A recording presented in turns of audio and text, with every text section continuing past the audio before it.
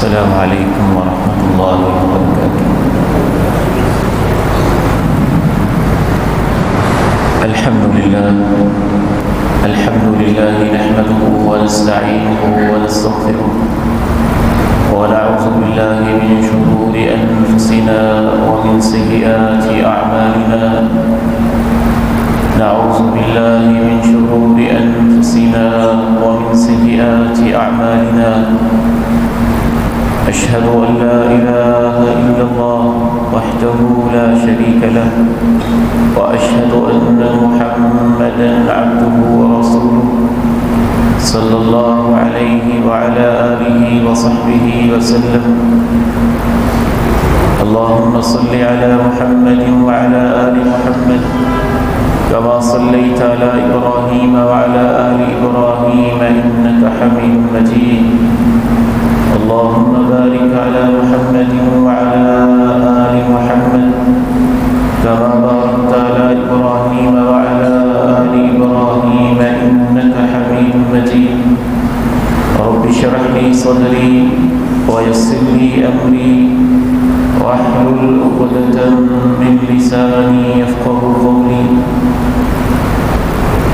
أما بعد فإن خير الحديث كتاب الله وخير الهدي هدي محمد صلى الله عليه وسلم وشر الأمور محدثاتها وكل محدثة بدعة وكل بدعة ضلالة وكل ضلالة في النار أعوذ بالله السميع العليم من الشيطان الرجيم من همزه ونفخه ونفثه بسم الله الرحمن الرحيم يا أيها الذين آمنوا قوا أنفسكم وأهليكم نارا وقودها الناس والحجارة عليها ملائكة غلاظ شداد لا يعصون الله ما أمرهم ويفعلون ما يؤمرون۔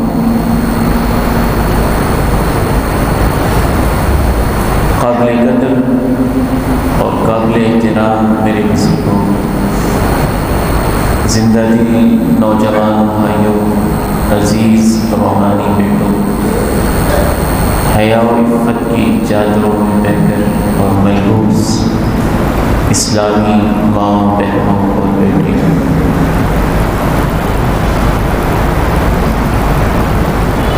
اپنے گھر کی اصلاح کیجیے۔ اس حوالے سے گزشتہ ماہ خطبہ جمعۃ المبارک میں چند بنیادی باتیں میں نے آپ کے سامنے رکھی تھی۔ پرندہ ہو یا دیگر مخلوقات، رینگنے والی چونٹی ہو یا دیوگامت ہاتھی، پانیوں میں رہنے والی مچھلی ہو یا آسمانوں میں اڑانے بھرنے والا عقاب، ان میں سے ہر ایک ہی اپنا اپنا گھر اپنے اپنے انداز میں بناتا ہے، اور گھر اللہ تعالیٰ کی بہت بڑی نعمت ہے۔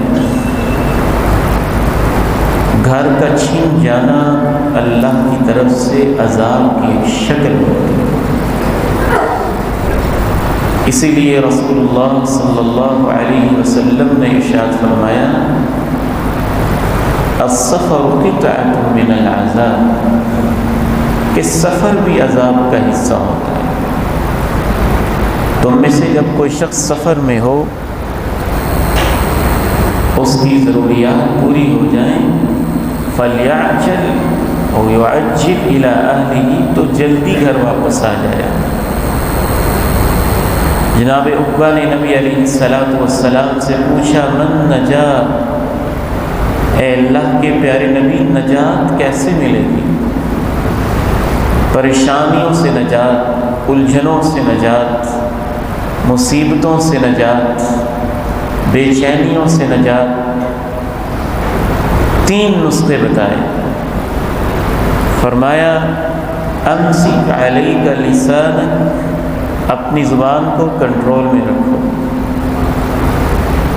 وَلْيَسْعَكَ بَيْتُكَ، زیادہ سے زیادہ گھر میں رہو۔ وَابْكِ عَلَى خَطِيئَتِكَ، اور اپنے گناہوں پہ آنسو بہایا کرو۔ آج میرا اور آپ کا سب سے بڑا مسئلہ موجودہ مسائل میں سے یہ ہے، ہمیں دوسروں کی فکر زیادہ ہے اور اپنی فکر کم ہے۔ یہ فکر ہمیں بے چین رکھتی ہے کہ میری گلی میں فلاں گھر ایسے ہے، فلاں گھر ایسے ہے، فلاں گھر ایسے ہے، فلاں کی بیوی ایسے ہے، فلاں کا خاوند ایسے ہے، فلاں کی بہو ایسے ہے، فلاں کا داماد ایسے ہے، فلاں عورت کی ساس ایسے ہے اور فلاں کا سسر ایسے ہے، لیکن میرا اپنا گھر کیسا ہے، اس کی ہمیں فکر نہیں ہے یا بہت کم ہے۔ اور اس سے زیادہ افسوس کا باعث یہ امر بھی ہے کہ ہم گھر میں رہ کر بھی آج کے دور میں گھر سے باہر ہیں، گھر میں رہ کر بھی گھر سے باہر ہیں۔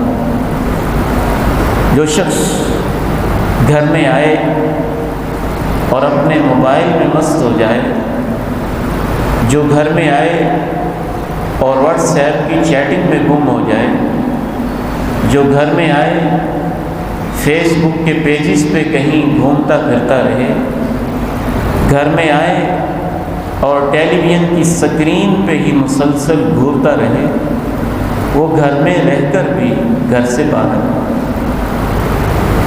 وہ کیسا بد نصیب انسان ہے۔ اسے فیس بک پہ سمندر پار بیٹھے دوستوں کی خبر ہے اور اپنے گھر سے بے خبر ہے۔ وہ ٹیلی ویژن کی سکرین پہ بیٹھ کے امریکہ اور یورپ کے حالات سے آگاہ ہے اور اپنے گھر سے غافل ہے۔ اپنے گھر کی اصلاح کیجیے، اپنے گھر کی سب سے پہلے فکر کیجیے، صرف اس لیے نہیں کہ اگر آپ نے فکر نہ کی تو آپ دنیا میں پچھتائیں گے، اس لیے بھی کہ آپ آخرت میں بھی پچھتائیں گے۔ ان اللہ سائل کل راع اما استرعى حتى يسأل الرجل عن اہل بیتہ احافظ ام ضیع۔ اللہ کے پیارے نبی علیہ السلام ارشاد فرماتے ہیں، یقیناً اللہ تعالیٰ ہر شخص سے اس کے ماتحت افراد کے بارے میں حساب لیں گے اور اس سے پوچھیں گے، حتیٰ کہ گھر کے سربراہ سے پوچھیں گے گھر والوں کی حفاظت کی تھی یا ان کو ضائع کر دیا تھا۔ سب سے پہلا اصول اپنے گھر کی فکر اور اپنے گھر کی اصلاح کے بارے میں یہ ہے، اگر آپ غیر شادی شدہ ہیں اور رشتے کی تلاش میں ہیں تو سب سے پہلی نظر دینداری پر رکھیں۔ اگر آپ والدین ہیں اور کسی کو داماد بنانا چاہتے ہیں، اگر آپ کے گھر میں جوان بیٹے ہیں اور کسی کو آپ بہو بنانا چاہتے ہیں،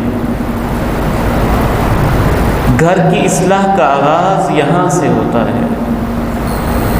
جب ہم بنیاد ہی غلط رکھ دیں اور رشتے کے انتخاب کے وقت، بیوی کے انتخاب کے وقت، شوہر کے اوپر رضامندی کے اظہار کے وقت، بہو بناتے وقت، داماد ڈھونڈتے وقت، ہم کوٹھی بھی دیکھ لیں، بنگلہ بھی دیکھ لیں، کار بھی دیکھ لیں، گاڑیاں بھی دیکھ لیں، حسن بھی دیکھ لیں، شکل و صورت بھی دیکھ لیں، خاندان بھی دیکھ لیں، حسب و نسب بھی دیکھ لیں، منصب بھی دیکھ لیں، عہدہ بھی دیکھ لیں، ان کو دیکھنا گناہ نہیں ہے، لیکن یہ سب کچھ دیکھ کر اگر آپ نے دین نہیں دیکھا تو ان سب کو زیرو سے ضرب دے دیں۔ آپ سب کچھ لے کر بھی تہی دامن ہیں، آپ سب کچھ پا کر بھی خالی ہاتھ ہیں، اور اگر باقی کچھ نہیں لیکن دین ہے، اخلاق ہے، نرمی ہے، محبت ہے، اللہ کا خوف ہے، رسول اللہ کا خوف ہے۔ اور دین اخلاق کا مطلب صرف داڑھی ٹوپی رومال نہیں، پورا دین ہے، اخلاق ہے، نرمی ہے، سب کچھ ہے، دنیا کا کچھ نہیں تو سمجھ لیں کہ سب کچھ ہے، سب کچھ ہے۔ رسول اللہ صلی اللہ علیہ وسلم نے صحابہ کی یہی تربیت کی تھی، اور اس میں بھی سب سے پہلے عقیدے کو دیکھنا۔ آپ کسی کو داماد بنا رہے ہیں یا کسی کو بہو بنا کے لا رہے ہیں، کبھی اس کے عقیدے کا جائزہ تو لیں، کہیں یہ عقیدے کی اتنی کمزور تو نہیں، کبھی بازو پہ تعویذ بندھے ہیں، کبھی گلے کے اندر تعویذ لٹکے ہیں، کبھی مزارات پہ سجدے ہیں، کبھی غیر اللہ کی نظریں نیازیں ہیں، اور سجدے کی کبھی توفیق ہی نہیں۔ ایسی عورت کو اگر آپ نے بہو بنا لیا تو اپنا گھر برباد کر دیا، اور اگر ایسے شخص کو آپ نے اپنا داماد بنا لیا تو اپنے گھر کو تباہ کر دیا۔ آپ اللہ کے ہاں جواب دہ ہوں گے، آپ سے اللہ کے ہاں پوچھا جائے گا۔ نبی علیہ السلام نے تو یہی تربیت کی تھی۔ اللہ تعالیٰ نے قرآن مجید میں ایسے نکاح سے قطعی طور پہ منع کر دیا، وَلَا تَنْكِحُوا الْمُشْرِكَاتِ وَلَا تَنْكِحُوا، کبھی بھی تم رشتہ نہ کرو، نکاح نہ کرو مشرک عورتوں سے، شرک کرنے والی عورتوں سے۔ وَلَا أَمَةٌ مُؤْمِنَةٌ خَيْرٌ مِّن مُشْرِكَةٍ وَلَوْ أَعْجَبَتْكُمْ، اگر گھر کے اندر کام کرنے والی نوکرانی پیسوں سے خریدی ہوئی زر خرید لونڈی وہ ہو، ایمان والی ہو، آزاد شرک کرنے والی عورت سے بہتر ہے۔ یہاں تک الفاظ ہیں، جب تک کہ وہ ایمان نہ لے آئے۔ کہا وَلَا تُنْكِحُوا الْمُشْرِكِينَ، اور مشرک مردوں کو نکاح نہ دو، شرک کرنے والے مردوں کو نکاح نہ دو جب تک ایمان نہ لے آئیں۔ وَلَعَبْدٌ مُؤْمِنٌ خَيْرٌ مِّن مُشْرِكٍ وَلَوْ أَعْجَبَكُمْ، زر خرید غلام جو پیسوں سے خریدا گیا ہو، گھروں میں برتن صاف کرتا ہو، بوریاں کندھوں پہ لادتا ہو، مزدوریاں کرتا ہو، اس کی اپنی چلتی نہ ہو، کسی کا خریدا ہوا غلام ہو لیکن ایمان والا ہو، اللہ نے رب العالمین نے احکم الحاکمین نے سینوں کے رازوں کو جاننے والے میرے اور آپ کے سب سے بڑے خیر خواہ نے کہا کہ وہ غلام مومن آزاد مشرک سے بہتر ہے۔ کیوں؟ اولئک یدعون الی النار واللہ یدعو الی الجنۃ والمغفرۃ باذنہ، یہ تمہیں جہنم کی راہوں پہ لے جائیں گے۔ اگر دنیا سنور بھی گئی تمہاری آخرت برباد ہو جائے گی۔ اول تو دنیا میں ہی سکون نہیں ملے گا، فرض کریں دنیا میں سکون مل بھی گیا، تمہاری آخرت ایسی برباد کرے گی۔ وہ مشرکہ بہو اور وہ مشرک داماد، وہ مشرکہ بیوی اور مشرک خامند تمہاری آخرت کو ایسے برباد کرے گا کہ اللہ کی عدالت میں تم ایک دوسرے کے دشمن بن جاؤ گے، اور اپنی انگلیاں چبا چبا کے کاٹ کاٹ کے کہو گے کاش میں نے اسے دوست نہ بنایا ہوتا۔ جب دوست بنانے کی اجازت نہیں ہے تو پوری زندگی کا ساتھ، یہ تو اس سے اگلے مرحلے کی چیز ہے۔ کتنے ہی ایسے لوگ ہیں، ایک رشتہ وہ بھی ریجیکٹ، دوسرا رشتہ وہ بھی ریجیکٹ، تیسرا رشتہ وہ بھی ریجیکٹ، چوتھا رشتہ وہ بھی ریجیکٹ۔ وجہ نیک بھی ہے، صالح بھی ہے، دیندار بھی ہے، با اخلاق بھی ہے، خدا ترسی والا بھی ہے، اللہ کا خوف کرنے والا بھی ہے۔ میں بار بار عرض کروں گا کہ ہم نے دیندار کا مطلب بھی چھوٹا سا رکھا ہوا ہے، بس داڑھی ہو، سلوار ٹخنوں سے اوپر ٹوپی، یہ نہیں، پورا دین، اخلاق میں دین، تقوی میں دین، دل میں دین، زبان کی نرمی میں، شیرینی میں، مٹھاس میں، ہر ایک چیز میں دین جھلکتا دکھائی دیتا ہو۔ اس کے باوجود ریجیکٹ کرتے رہیں گے۔ اونچی کوٹھی، بنگلہ، عہدہ، جائیداد، زمینیں دیکھیں تو پھر کوئی فکر نہیں، بے نماز ہے کوئی بات نہیں، نماز شروع کر ہی دے گا۔ قبروں کا پجاری ہے کوئی بات نہیں، ٹھیک ہو ہی جائے گا۔ میرے محترم بھائیوں، عام حالات میں جب وہ غریب ہو تو پھر آپ کیوں نہیں کہتے کوئی بات نہیں، دولت آ ہی جائے گی؟ اس کے پاس مکان نہیں ہے تو پھر تمہارا توکل مضبوط کیوں نہیں ہوتا؟ کوئی بات نہیں، مکان بنا ہی لے گا۔ وہاں ہر چیز پہلے دیکھتے ہیں، جب دین کی باری آئے پھر ادھر ادھر چونکے چنانچے اگرچہ مگرچہ ٹال مٹول ہیلے بہانے ان چیزوں سے کام لیا جاتا ہے۔ دوسرا اصول یہ ذہن میں رکھیے، کبھی بھی اپنے گھر کی اگر فکر ہے آپ کو اور اپنے گھر کی اصلاح چاہتے ہیں، بدکار زانی مرد کو اپنا داماد نہ بننے دیں، اور بدکار زانی عورت کو اپنی بیوی یا اپنی بہو بننے کے لیے کبھی منتخب نہ کریں۔ شرک اور کفر کے بعد اللہ نے بدکاری اور زنا کا تذکرہ کیا، اور صحابہ کرام کی یہی تربیت ہوئی تھی۔ شرک و کفر کی بات آئی تو مجھے ام سلیم کی یاد آئی رضی اللہ عنہا و ارضاہا۔ کیا خاتون تھی وہ، کیا عظمت تھی ان کی، جوانی تھی، حسن تھا، شادی ہوئی مالک ابن النضر سے، پہلے سے شادی ہوئی تھی۔ اللہ رب العزت نے دین کی نعمت دی، اپنے بیٹے انس کو دین کی طرف لگایا۔ خاوند کہتا ہے میرے بیٹے کو بگاڑ رہی ہو، اللہ کا کرنا ایسا ہوا، مالک کا مرڈر ہو گیا، قتل ہو گیا۔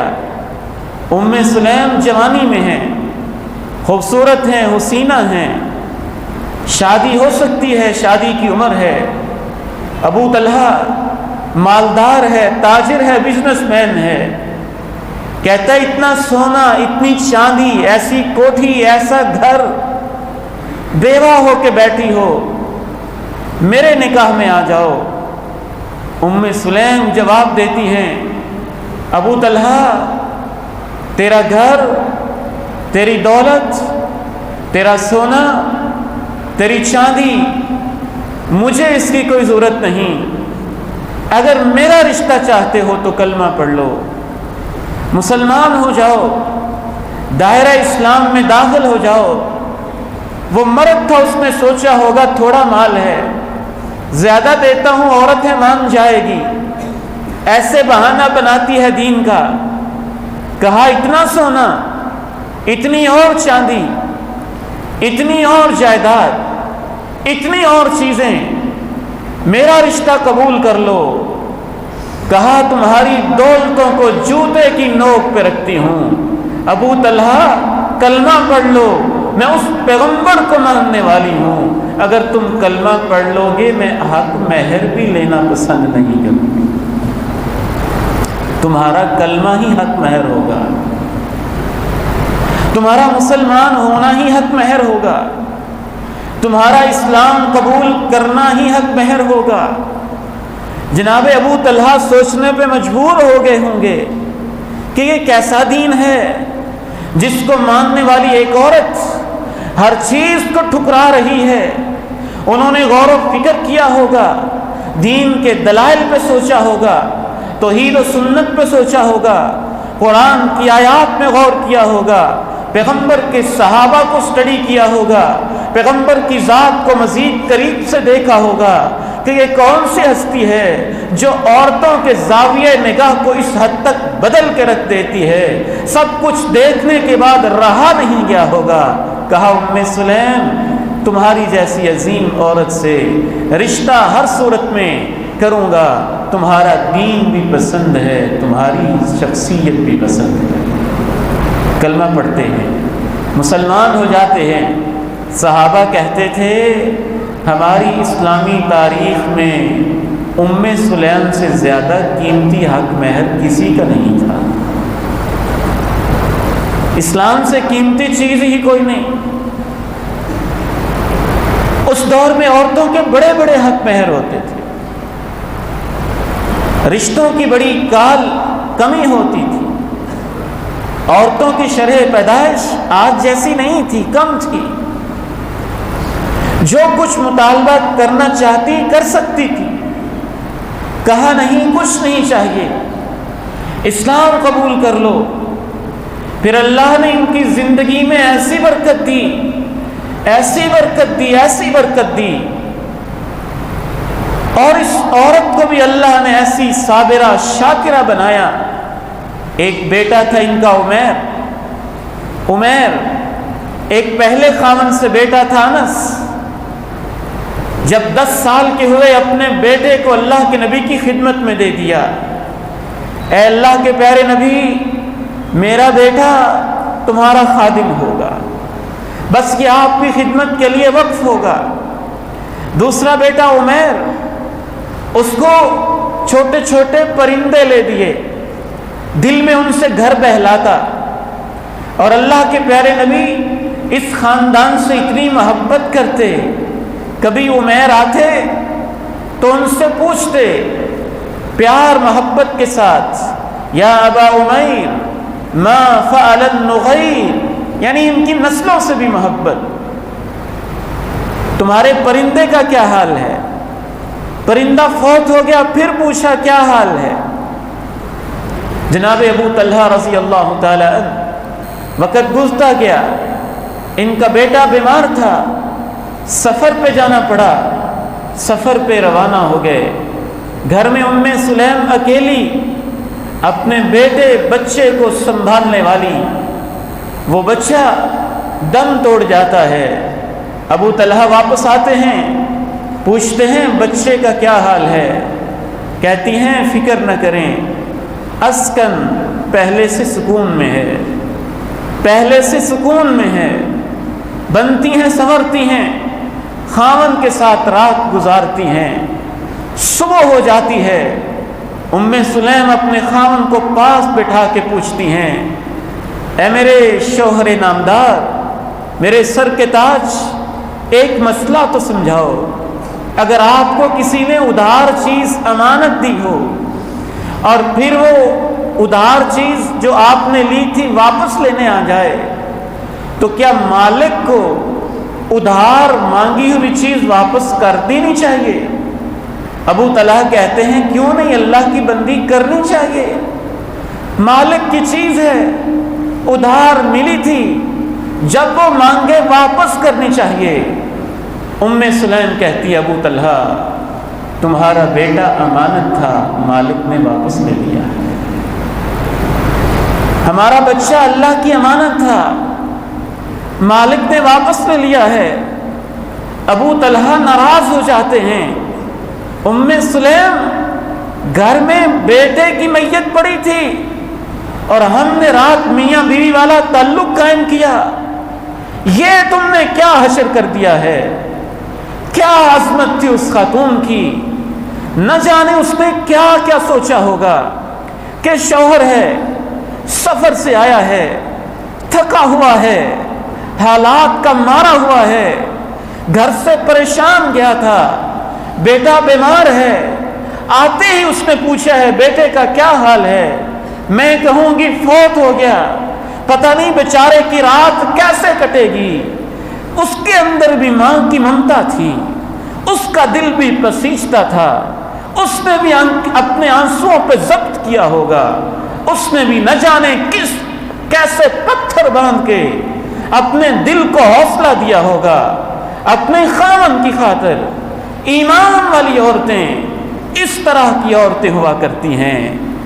ناراض ہوئے، معاملہ اللہ کے پیارے نبی کے پاس پہنچ گیا۔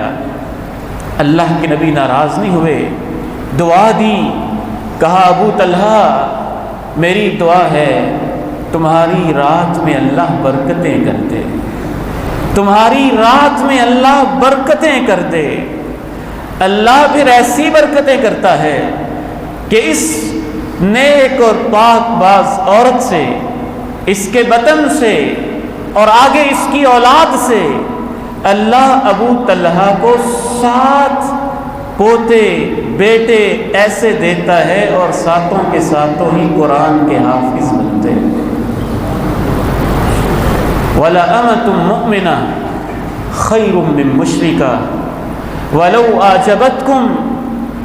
مشرکہ عورت حسن والی ہو، جمال والی ہو، قد والی ہو، کاٹ والی ہو، لیکن جس کا عقیدہ اتنا برباد، بات بات پہ ڈرنے والی، ایک ایک پریشانی پہ گھبرانے والی، نہ رب کی ذات پہ یقین، نہ رب کی صفات پہ ایمان، نہ رب پہ توکل، نہ اس پہ سہارا، وہ تو تمہیں بھی بزدل بنائے گی، تمہیں بھی ڈھیریوں پہ لے کے جائے گی، تمہیں بھی آستانوں پہ جھکائے گی۔ تم بچ بھی گئے تو تمہاری اولاد کو تباہ کرے گی، تمہاری اولاد کو برباد کرے گی، اسے ان راہوں پہ لے کے جائے گی کہ پھر تمہاری نیندیں حرام ہو جائیں گی اور پچھتاتے رہ جاؤ گے۔ اگر دنیا خیریت سے گزر بھی گئی تو آخرت کا کیا کرو گے؟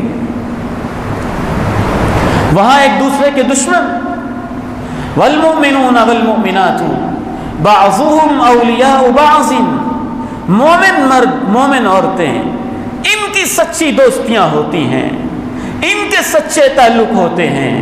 مومن مرد کے گھر میں مومن عورت ہو، دنیا میں بھی ساتھ ہوگی اور جنت میں بھی ساتھ ہوگی۔ یہاں بھی سکون کا گہوارہ ہوگا اور آخرت میں بھی سکون کا گہوارہ ہوگا۔ رشتے کے انتخاب میں، گھر کی اصلاح میں سب سے بنیادی کردار عورت کا ہوتا ہے۔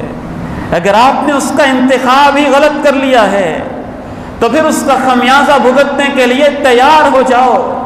اگر آپ کے گھر میں اے سی موجود ہے، اگر آپ کے گھر میں فریزر موجود ہے، اگر آپ کے گھر میں پتھر کی خوبصورت نقش و نگار والی ٹائلیں موجود ہیں، اگر آپ کے گھر میں 3 بیڈ روم موجود ہیں، اگر آپ کے گھر میں لاکھوں کے بنے ہوئے واش رومز ٹائلٹس موجود ہیں، اگر آپ کے گھر میں دنیا کا قیمتی فرنیچر موجود ہے، اگر آپ کے گھر میں کائنات کی ہر سہولت موجود ہے، اور میرے نوجوان بیٹوں، میرے بھائیوں اور بزرگوں، لیکن آپ کے گھر میں نیک عورت نہیں، وہ گھر نہیں، ویرانہ ہے، بنجر ہے، جنگل ہے،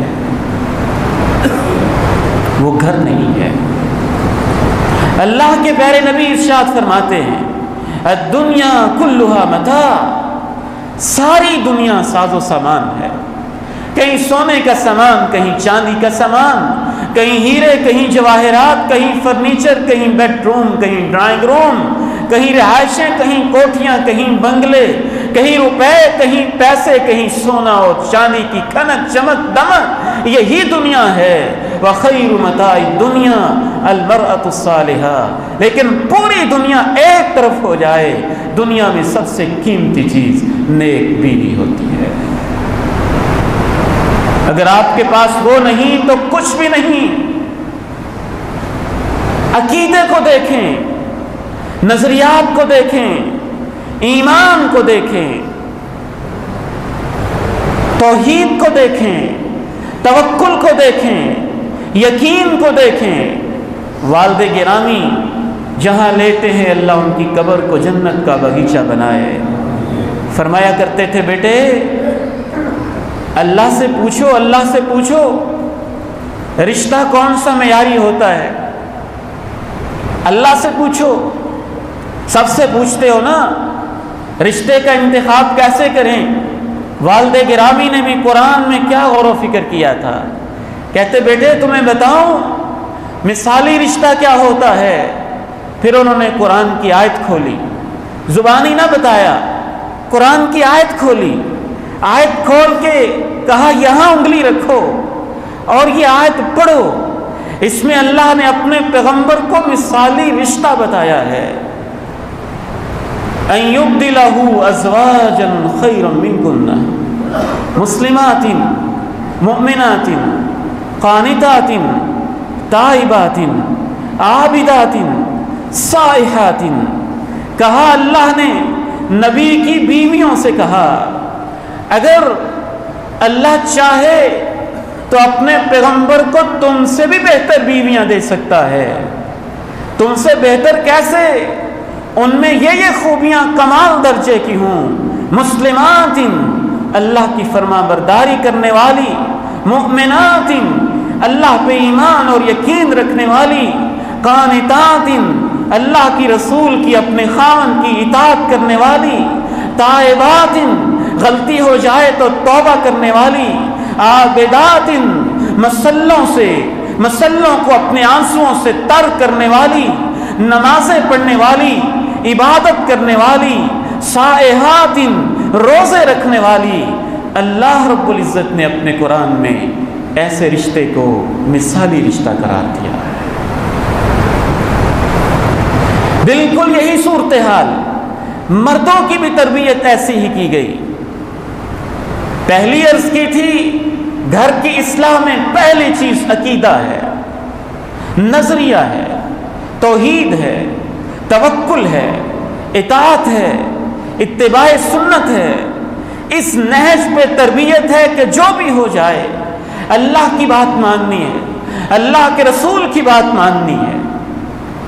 جب عورت کی یہ تربیت ہوگی، مرد کی یہ تربیت ہوگی، بہو کی یہ تربیت ہوگی، خاوند کی یہ تربیت ہوگی، پھر کسی پہ ظلم نہیں ہوگا. ہر بات منوانے کے لیے قرآن کی آیت کافی ہوگی، پیغمبر کی حدیث کافی ہوگی. دوسری بنیادی خوبی گھر کی اصلاح کے حوالے سے گھر میں بدکاری نہ ہو. خاوند بدکار ہے تو اس سے نکاح کرنا بیکار. عورت بدکارہ بے حیا ہے، جگہ جگہ کے ذائقے چکھنے کی عادی ہے تو وہ گھر برباد. تم سمجھتے ہو مجبوری ہے گزارا کر لیتا ہوں، کب تک گزارا کرو گے؟ میں ایسے لوگوں کو بھی جانتا ہوں جو اپنے گھر میں اس بے غیرتی کو برداشت کرتے رہے. 1 سال برداشت کیا، 2 سال برداشت کیا، 10 سال برداشت کیا، 20 سال برداشت کیا، 30 سال برداشت کیا. اس مرد کا چہرہ آج بھی میری آنکھوں کے سامنے ہے، اس وقت بھی روتا ہوا ملا. پوچھا کیا معاملہ ہے؟ کہا میرے گھر میں غیر مرد تو آ سکتے ہیں اور میری بیوی اب میں بوڑھا ہو گیا ہوں تو مجھے گھر میں آنے کی اجازت نہیں دیتی. کر لو شوق پورے گزارا کرنے کے. بدکار عورت کے ساتھ، بے حیا عورت کے ساتھ، فاحشہ عورت کے ساتھ آپ چاہیں کہ گھر میں سکون ہو جائے؟ نہیں ہو سکتا. اگر دنیا میں عارضی طور پہ مل بھی جائے گا تو آخرت میں نہیں ملے گا. لعنت ہے اس مرد پہ جو اپنی بیوی کے اندر یہ برائی دیکھے کہ وہ بے حیا ہو پھر بھی گزارا کرے. اور بد نصیب ہے وہ عورت جو اپنے خاوند کو بے حیا بد کردار دیکھے اور پھر بھی کہے کہ گزارا کر رہی ہے. گزارا نہیں، وہ حرام رشتے کو نبھا رہے ہیں، حرام رشتے کو نبھا رہے ہیں. جناب مرثد رضی اللہ تعالی عنہ وارضا دور جاہلیت میں ایک عورت کے ساتھ معاشقہ تھا، دوستی چلتی تھی. مسلمان ہو گئے، جوان رانا تھے، طاقتور تھے، بہادر تھے. کہا اللہ کے نبی میرے ذمے بھی کوئی کام لگائیں، میں بھی کوئی دین کی خدمت کروں. اللہ کے پیارے نبی بھی کیا عظیم ہستی تھے، مرد کے مزاج کے مطابق ذمہ داریاں لگاتے تھے، مرد کے مزاج کے مطابق ذمہ داریاں لگاتے تھے. کہا سابقہ دور سے راتوں کو جاگنے کی بھی عادت، راتوں کو چلنے پھرنے کی بھی عادت۔ کہا مکہ میں مظلوم مسلمان قیدی ہیں، وہ مکہ سے نکلنا چاہتے ہیں، نکل نہیں پاتے، تم رات کو جا جا کے اپنے کندھوں پہ اٹھا کے ان کو لے آیا کرو، تاکہ ان مظلوموں کو مکہ سے اور مکہ کے ظالموں سے نجات مل جائے۔ اے اللہ، کشمیر کے مظلوم مسلمانوں پہ بھی 1 سال گزرنے کو ہے، گزر چکا ہے، ان مظلوموں کے لیے بھی کوئی نجات دہندہ پیدا فرما دے، اہل کشمیر کی مدد فرما دے۔ انہوں نے یہ ذمہ داری شروع کر دی، مکہ کے مظلوم مسلمانوں کو کندھوں پہ اٹھا کے لے آتے، مکہ سے باہر پھر ان کو چلاتے، ساتھ لے کے نکل کھڑے ہوتے۔ اسی طرح ایک رات یہ مکہ میں پہنچے تو وہ سابقہ عورت جو بدکارہ تھی، رات گلی میں پھر رہی تھی، کہنے لگے مرثد پہچانا ہے، پہچانا ہے، اناک اناک، آؤ نا، رات کا وقت ہے، سابقہ یادیں تازہ کرتے ہیں، رات میرے پاس گزارو۔ جناب مرثد رضی اللہ تعالیٰ عنہ کہ اوپر سے مسلمان تھوڑے تھے، دل کے مسلمان تھے، صحابی رسول تھے، کہا اناک اناک، مرثد نے کلمہ پڑھ لیا ہے، اور جس نبی کا کلمہ پڑھا ہے اس نے اس کام کو حرام کر دیا ہے، اب میں یہ کام نہیں کر سکتا۔ اس نے کہا اچھا نہیں کرو گے تو شور مچاؤں گی۔ بہرحال ان کی کسی طریقے سے جان چھوٹی، واپس آ گئے۔ دل میں خیال آیا کہ وہ بے شک جیسی بھی عورت ہے، اگر میں اس سے شادی ہی کر لوں تو کیا خیال ہے؟ اللہ کے نبی سے پوچھا، اے اللہ کے پیارے نبی، میرے ساتھ یہ ہوا ہے، اگر میں اس اناک سے شادی کر لوں تو کیا خیال ہے؟ کیا میں اس سے نکاح کر سکتا ہوں؟ اللہ کے پیارے نبی خاموش ہو گئے۔ اللہ نے یہ آیت مبارکہ اتاری، الزانی لا ينکح الا زانیۃ او مشرکہ والزانیۃ لا ينکحها الا زان او مشرک وحرم ذلک علی المؤمنین۔ بدکار مرد کسی بدکار عورت سے نکاح کرتا ہے، اسی کو بدکار عورت پسند ہوتی ہے، یا مشرکہ عورت اور بدکارہ عورت، فاحشہ عورت، وہ بھی کسی بدکار مرد کو پسند کرتی ہے یا مشرک کو۔ وَحُرِّمَ ذَلِكَ عَلَى الْمُؤْمِنِينَ، اہل ایمان کے لیے بدکار عورتوں سے نکاح حرام ہے۔ اگر وہ تائب ہو جائیں، توبہ کر لیں، ان کی توبہ سچی ہو، ثابت ہو جائے، پاک دامن ہو جائیں، سچے دل سے تائب ہو جائیں تو علیحدہ بات ہے، اور جو رشتہ نکاح میں منسلک ہونے کے بعد، شادی کرنے کے بعد بھی ادھر ادھر کی خاک چھان رہی ہے، ادھر ادھر کے ذائقے چکھ رہی ہے، یہ اس بات کی علامت ہے کہ اس نے نہ صرف یہ کہ توبہ نہیں کی، بلکہ وہ تو پکی بدکارہ عورت ہے۔ آپ کہتے ہیں اس کے ساتھ گزارا کر لیتے ہیں، یہ گزارا نہیں، اسے بے غیرتی دین نے کہا ہے، اسے دین نے بے حیائی کہا ہے۔ اس کا خمیازہ پھر اسی طرح بعض دفعہ بھگتنا پڑتا ہے کہ یہ عورت 5-6 بچوں کے بعد بھی آپ کے ساتھ بے وفائی کر سکتی ہے، اور 20-30 سال کے بعد بھی آپ کو گھر سے دھکے دے کے نکال سکتی ہے، اور اگر دنیا میں تم بچ بھی گئے تو آخرت میں پکڑے جاؤ گے۔ اللہ کو یہ بے غیرتی گوارا نہیں ہے۔ اللہ تعالیٰ سے دعا ہے ہمارے گھروں کی اللہ اصلاح فرمائے اور ہمیں اصلاح کی فکر نصیب فرمائے۔ وآخر دعوانا الحمدللہ رب العالمین۔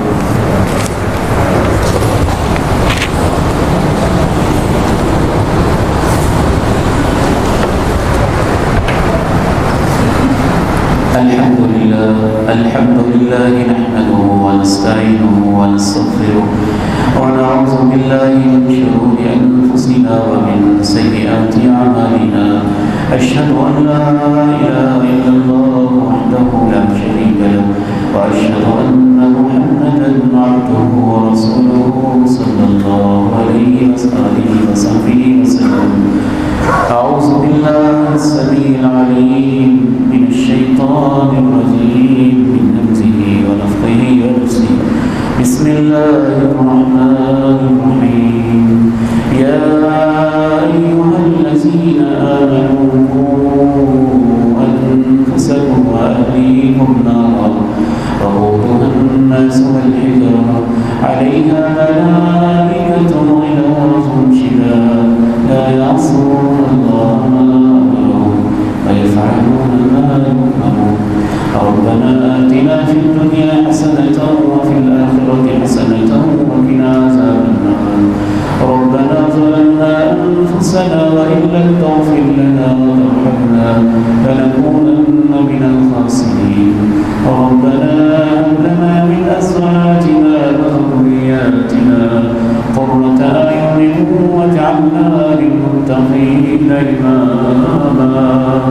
رب أوزعني أن أشكر نعمتك التي أنعمت علي وعلى والدي وأن أعمل صالحا ترضاه وأصلح لي في ذريتي إني تبت إليك وإني من المسلمين. سبحان ربك رب العزة عما يصفون وسلام على المرسلين والحمد لله رب العالمين.